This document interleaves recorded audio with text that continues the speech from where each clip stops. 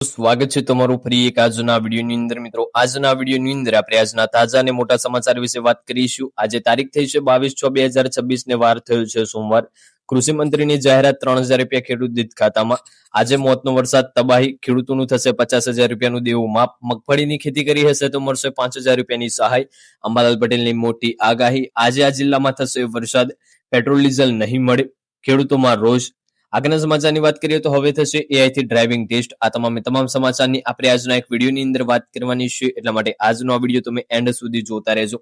આજનો આ વિડીયો તમને પસંદ આવે તો વિડીયોને એક લાઇક કરી દેજો। તમે આપણી આ ચેનલ ઉપર નવા આવ્યા હોય તો ચેનલને પણ સબસ્ક્રાઇબ કરી લેજો અને કમેન્ટની અંદર ખાસ જણાવજો કે તમે આપણો આજનો આ વિડીયો કયા ગામમાંથી અને કયા જિલ્લામાંથી જોઈ રહ્યા છો, જેથી કરીને આપણને પણ ખબર પડે કે આપણો આજનો આ વિડીયો આ ગામ આ જિલ્લા સુધી પહોંચી શકે છે। તો વિડીયોની શરૂઆત કરી લઈશું આજના પ્રથમ સમાચારથી। સૌપ્રથમ સમાચારની આપણે એ વાત કરીએ તો અંબાલાલ પટેલની આગાહી। વરસાદને લઈને અંબાલાલ પટેલની આગાહી। રાજ્યમાં ભીષણ ગરમી વચ્ચે આગાહીકાર અંબાલાલ પટેલે રાહતના સમાચાર આપ્યા છે। આગાહી અનુસાર રાજ્યમાં કડાકા બડાકા સાથે ચોમાસાની એન્ટ્રી થશે। ચોમાસાના આગમન પૂર્વે રાજ્યના લોકોને ગરમીનો આકરો પ્રકોપ સહન કરવો પડશે। આ દરમિયાન ઉત્તર ગુજરાત, મધ્ય ગુજરાત તાપમાન 43 ડિગ્રી સેલ્સિયસ સુધી પહોંચવાની શક્યતા છે। જણાવી દઈએ કે રાજ્યમાં 18 જૂનથી 28 જૂન વચ્ચે ચોમાસું જે છે વિધિવત રીતે પ્રવેશ કરશે।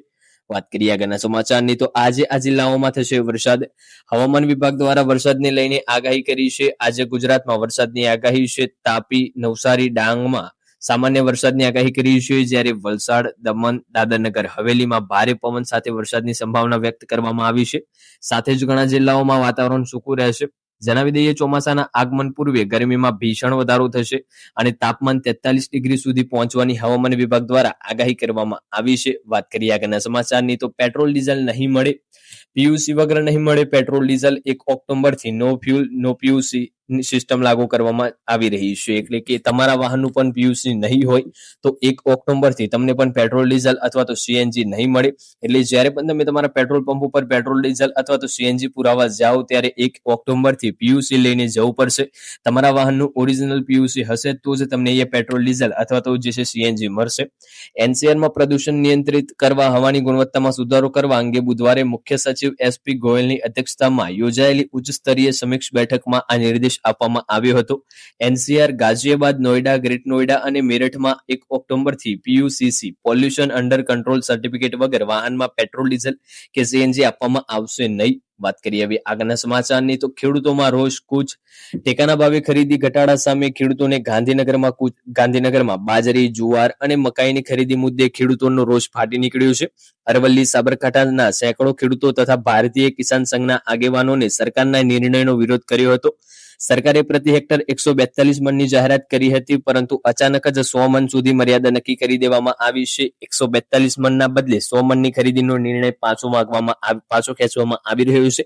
વાત કરીએ આગળના સમાચારની તો હવે થશે એઆઈ થી ડ્રાઇવિંગ ટેસ્ટ, એટલે કે તમે પણ તમારું ડ્રાઇવિંગ લાયસન્સ કઢાવવા જઈ રહ્યા છો તો એઆઈ ના અમુક નિયમો હવે જે છે જાણીને જજો, કારણ કે તમે જે જગ્યાએ તમારું ડ્રાઇવિંગ લાયસન્સ કઢાવવા જશો તે હવે એઆઈ થી ટેસ્ટ લેવામાં આવશે। એટલે કે ગુજરાતમાં હવે એઆઈ લેશે ડ્રાઇવિંગ ટેસ્ટ। ગુજરાત સરકારે ડ્રાઇવિંગ લાયસન્સની પ્રક્રિયાને પારદર્શક બનાવવા મેન્યુઅલ પદ્ધતિ બંધ કરી સંપૂર્ણ એઆઈ થકી ટેસ્ટ લેવાનો નિર્ણય કર્યો છે। વાહન વ્યવહાર રાજ્યમંત્રી પ્રવીણ માળીએ જણાવ્યું કે ગેરરીતિ અટકાવવા ફેસ જે છે રિકગ્નિશન ટેકનોલોજીનો ઉપયોગ થશે અને ટેસ્ટ બાદ જે છે ઇન્સ્ટન્ટ પરિણામ મળશે। હાલ 15 જિલ્લામાં આ ટ્રેક કાર્યરત છે। આગામી 6 મહિનામાં સમગ્ર ગુજરાતમાં હાઈટેક સિસ્ટમ અમલમાં બની જશે। એટલે કે અત્યારે તો ફક્ત 15 જિલ્લામાં જ જે છે આ નિયમને લાગુ કરવામાં આવ્યો છે, પરંતુ આગળના 6 મહિનામાં આખા ગુજરાતમાં, સમગ્ર ગુજરાતમાં આ નિયમ લાગુ પડશે અને તમામ જે છે ડ્રાઇવિંગ લાયસન્સ કરાવતા જે છે લાભાર્થીઓને આ ટ્રેક ઉપરથી ટેસ્ટ આપવો પડશે અને આનું જે છે રિઝલ્ટ 15 મિનિટમાં જ આવી જશે। તો આજનો વિડીયો આપણે એ પૂર્ણ કરીશું। આજનો વિડીયો તમને પસંદ આવ્યો હોય તો વિડીયોને એક લાઇક કરી દેજો। તમે આપણી ચેનલ ઉપર નવા આવ્યા હોય તો ચેનલને પણ સબસ્ક્રાઇબ કરી લેજો અને કમેન્ટની અંદર ખાસ જણાવજો આજનો વિડીયો તમને કેવો લાગ્યો। મળીશું આગળના વિડીયોમાં, ત્યાં સુધી જય ભારત, જય હિન્દ।